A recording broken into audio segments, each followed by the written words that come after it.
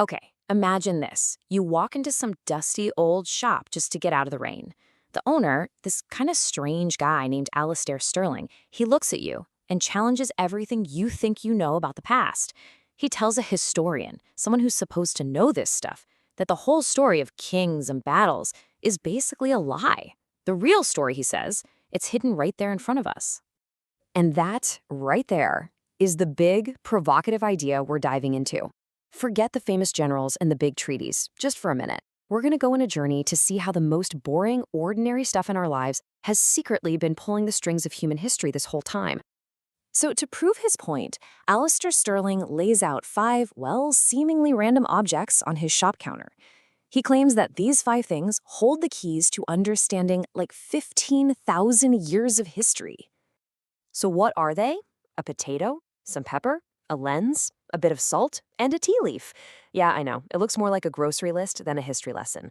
But, as you're about to find out, each one of these was a catalyst, a trigger for revolution, conquest, and massive social change. Let's start with maybe the ugliest thing on the counter, the humble potato. To you and me, it's a side dish, right? French fries, mashed potatoes. But to history, it was the fuel that literally powered the rise of the modern West. You see, before the 18th century, Europe was just constantly on the edge of starvation. Their green crops were unreliable, they didn't have a ton of calories, and then the potato shows up from the Andes. And it was a complete game changer. I mean, it was a caloric miracle that shattered Europe's cycle of famine. And here is the magic number: 4 times. You could get 4 times the calories from an acre of potatoes as you could from an acre of grain. All of a sudden, for the first time ever, Northern Europe had a cheap, reliable food source. This flood of extra calories led directly to a massive population boom. And what do you do with all those extra people? Well, they became the workforce that powered the Industrial Revolution. You can just see the dominoes falling, one after another. The potato gets adopted, the population explodes, and that in turn fuels industrialization. But this also shows the massive danger of relying on just one thing. When a blight destroyed Ireland's potato crop in 1845, it caused a horrific famine. 1 million people died. Another million were forced to leave, forever changing the culture and politics of the United States. So the story expands now, from the fields of Europe out onto the high seas. Next up, we've got 2 items that didn't just feed people. They drove global exploration, they fueled conquest, and they started brutal wars, all over control of the supply chain. So there's this myth you've probably heard, that pepper was used to cover up the taste of spoiled meat. The reality is, look, if you could afford pepper back in the 15th century, you could absolutely afford fresh meat. Pepper wasn't a preservative. It was a luxury good. It was how you showed off your wealth. And it was the intense desire to break the monopoly on this spice trade that pushed European explorers out into the unknown. You really have to reframe the whole age of discovery in your head. At its core, it was a business venture. Christopher Columbus wasn't searching for new worlds out of pure curiosity. He was trying to find a shortcut to the spice markets in the East. His accidental discovery of the Americas and all the conquest and devastation that followed was a direct result of Europe's craving for a little black spice. And then we have tea. Oh boy, Britain got completely hooked on Chinese tea. But China, the world's only supplier, didn't want any of Britain's goods in return. They only wanted silver. This created a huge trade deficit that was literally bankrupting the British Empire. So what was their solution? To put it bluntly, it was a state-sponsored drug trafficking operation. They started smuggling opium from India into China on an industrial scale. When China tried to stop them, Britain declared war, crushed them, took Hong Kong, and kicked off a century of instability that led to the fall of a dynasty and the rise of modern China. All of that for a cup of tea. It's wild.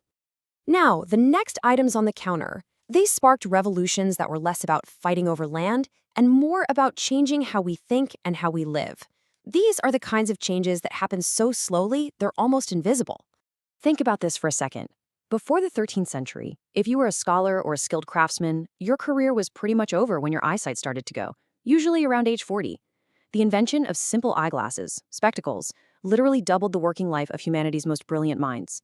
This obsession with making better and better lenses led directly to the telescope, which completely changed our place in the universe, and the microscope, which revealed the invisible world of germs and gave us modern medicine.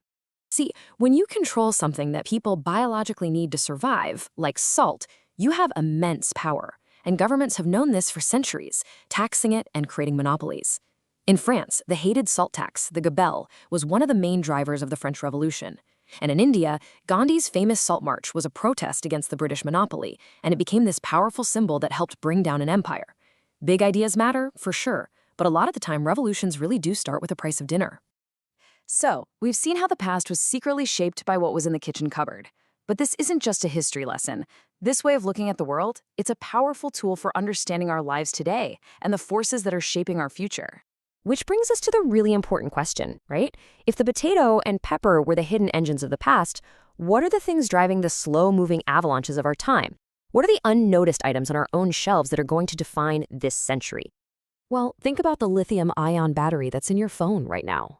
The demand for it is driving geopolitical struggles for minerals, and at the same time, it's fundamentally changing our ability to focus. Or what about the air conditioner? It's an appliance that's literally redrawing the map of where humans can live as the planet gets warmer. And then there's plastic, the miracle material that's now become a permanent toxic pollutant pretty much everywhere. So what's the final takeaway? The biggest shifts in history, the earthquakes that completely reshape our world, they rarely start with the loud speeches of politicians.